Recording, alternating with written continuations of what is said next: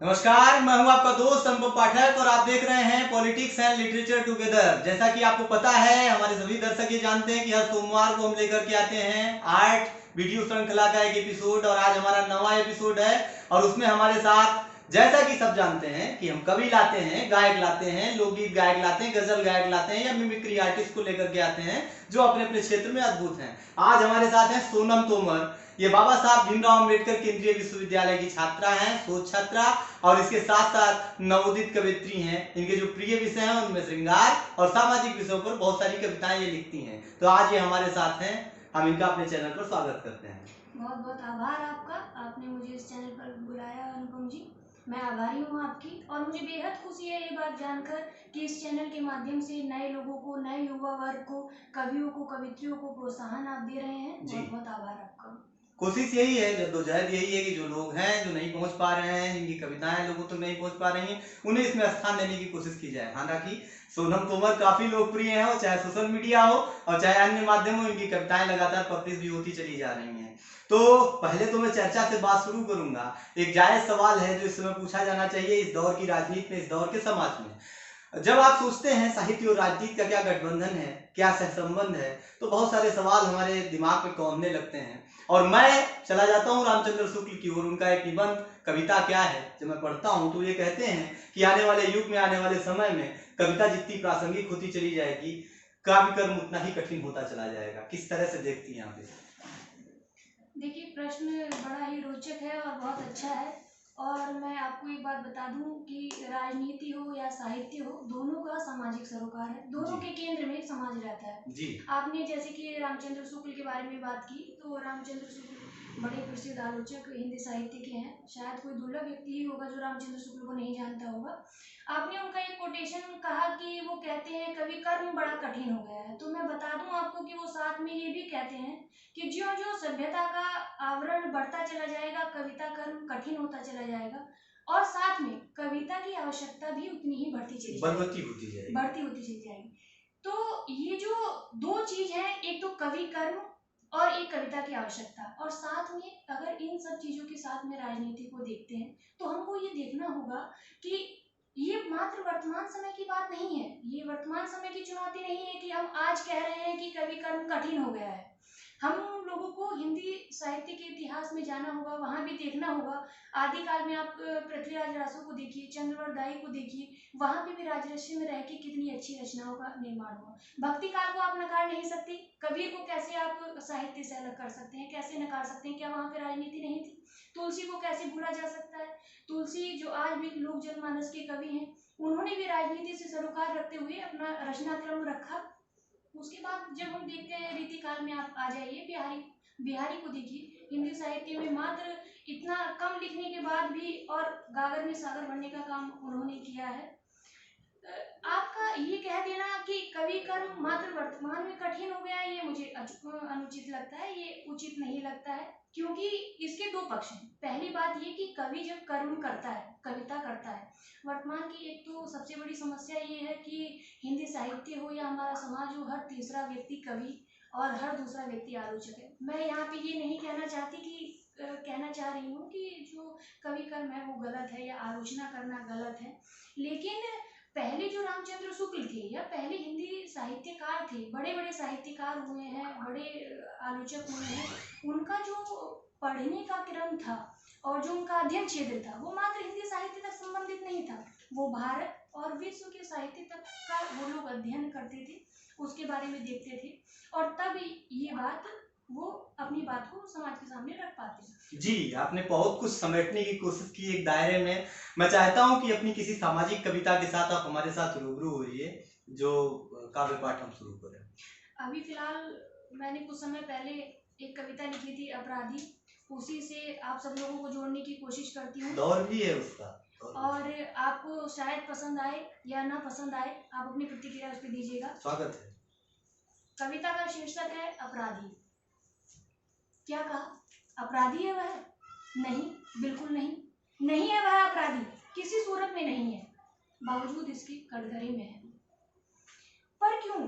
बस यही अपराध है उसका कि जुल्म और सितम सह न सका, बिना कहीं रह न सका, व्यवस्था के विरुद्ध आवाज उठाना, सबका सबको दर्द बताना, भूख से व्याकुल बच्चों को छुपाना, अपनी कहना और सबकी सुनना सुनाना, बस यही अपराध है ना उसका? तो क्या यह सब करना भी अपराध हो गया? नहीं, नहीं है वह अपराधी। मैं कहती हूँ कतई नहीं है वह अपराधी। तो फिर अब न्याय की उम्मीद किससे? और न्याय के नाम पर जो कुछ मिला वह भी क्या था? किसको मिला न्याय? किसने दिया न्याय? जैसे सालों का वनवास, भूख और प्यास, गरीबी और संत्रास, क्यों और क्या है यह सब? हर पल अपनों से बिछड़ने का डर, उम्र भर जैसे दर बदर। कोई है, कोई तो सुनो, कोई है, कोई तो सुनो। मैं अब भी कहती हूँ, मैं फिर कहती हूँ, अपराधी नहीं है वह। सुन रहा है कोई? सुन रहा है कोई? हाँ, अपराधी नहीं है वह, रत्ती भर नहीं। भाई वाह। कभी हम अनुराग जी को तो सुनते रहते हैं, उनकी एक कविता है जिसमें उन्होंने कहा, 2 लाइन की बात उन्होंने कही, शायद आपके साथ बड़ा अच्छा साम्य है इस कविता के साथ उसका, कि कभी कभी कपास की छुअन से भी चुभन होती है। हाँ, बर्फ को हाथ पर देर तक रखो तो जलन होती है, और कोई क्यों नहीं कहता इन बड़े दरख्तों से खुलकर कि इनके साए में छोटे पौधों को घुटन होती है। तो वो जो घुटन थी उसे संजोने की कोशिश आपने अपनी इस कविता में की। आज का जो दौर है उसमें बेरोजगारी जिस दौर में है वो देख पा रहे हैं हम चाहते हैं कि उस पर आपकी कोई कविता हो तो ज्यादा बेहतर रहे। काफ़ी समय पहले मैंने एक बेरोजगारी पे कविता लिखी थी, और वो मेरा अपनी सहानुभूति पे आधारित आप मान सकते हैं। जी। पुस्तकालय का कक्ष था, वहाँ पे हम लोग खूब पढ़ा करते थे। उसी दौरान एक कविता निकली थी। और आपने जैसे राजनीति की बात की तो मुझे इसमें प्रेमचंद याद आते हैं, क्या बिगाड़ के डर से ईमान की बात ना करोगे? तो उसी पे मैं एक कविता और बेरोजगारी से संबंधित, स्वागत है। युवा वर्ग को विशेषकर समर्पित, और सबने ये पल कभी ना कभी जिया होगा। और कविता का शीर्षक है पुस्तकालय और बेरोजगारी। कुर्सी मेज पर लेटी बेरोजगारी, कुर्सी मेज पर लेटी बेरोजगारी, अध खुली आंखों से जिजी विषा को निहारती। कुर्सी मेज पर लेटी बेरोजगारी, अध खुली आंखों से जिजी विषा को निहारती, किताबों अखबारों के बोझ तले धीमी धीमी थकी थकी सांसें। क्या बात। कुछ कोरे पन्नों में अपने आप को समेटे हुए, कुछ कोरे पन्नों में अपने आप को समेटे हुए, खाने पीने तक से बेसुध, जैसे तिल तिल करके खत्म होने को है सांसें। क्या बात है। बावजूद इसके आदि व्याध से लोहा लेते हुए, किताबों को हाथों में समेट, तकिया नुमा किताबों के ऊपर सिर टिकाए, जैसे सो रहे हो सुनहले सपने। इस बीच अंगड़ाइयों से दो चार हो, कभी हाथ माथे पर तो कभी माथा हाथ पर, पुस्तकालय कक्ष में लंबी लंबी उच्छ्वासियों से घिरी बेरोजगारी निहारती जैसे सफलता के दरवाजे को, और देखते ही देखते खो जाती है, और देखते देखते खो जाती है पुस्तकालय की सेल्फ की भूल भलैया में, सपनों को साथ लिए, सपनों को साथ लिए। क्या बात है, क्या बात है। मैंने शुरू में ये कहा था कि ये जो मौलिक रूप से इनका जो विषय है, ये श्रृंगार को खूब बढ़िया तरीके से लिखती हैं। तो अगर हम श्रृंगार की बात नहीं करेंगे, अगर श्रृंगार को इनसे कुछ नहीं सुनेंगे, तो मुझे लगता है कि ये पूरा का पूरा जो परिचर्चा है, साहित्य परिचर्चा और काव्य पाठ, ये पूरा का पूरा अधूरा रह जाएगा। श्रृंगार की ओर चले हम। मैं आपको ये बताना चाहती हूँ कि मेरा ऐसा मानना है कि प्रेम जीवन का मूल तत्व है, निश्चित तौर पर। और युवा वर्ग से लेकर वृद्ध उम्र तक या किसी भी उम्र तक, प्यार हो या प्रेम हो, या आप उसे किसी भी परिभाषा में बांधे, वो चाहे आपके समाज के प्रति हो, आपका अपने प्रेमी के प्रति हो, पति के प्रति हो, किसी के भी प्रति हो, वो हर इंसान के जीवन में होता है। और कुछ ऐसा ही जीवन में घटित हुआ होगा किसी के, या तो एक कविता मैंने लिखी थी, और आप इस कविता को सुनते समय मुझे लगता है अधिकांश लोगों के जीवन की ये घटना हो सकती है, अगर मैंने एक सार्थक कविता की है तो आप इस बात को बताइएगा। कविता का शीर्षक है प्रथम प्रेम, और कविता यूं है कि प्रथम प्रेम की प्रथम व्याकुलता, प्रथम प्रेम की प्रथम व्याकुलता कर देती मन आकुल। क्या बात। प्रथम मिलन प्रथम स्पर्श, प्रथम मिलन प्रथम स्पर्श, प्रथम ध्वनि प्रथम दृश्य, जीवन को मिलती नई दिशा, नई उमंग नई तरंग, नए सपने नए अनुभव, लगता सब कुछ संपूर्ण, लगता सब कुछ संपूर्ण, सिमट उन अधरों में दुनिया, लौट आया स्वप्निल बचपन।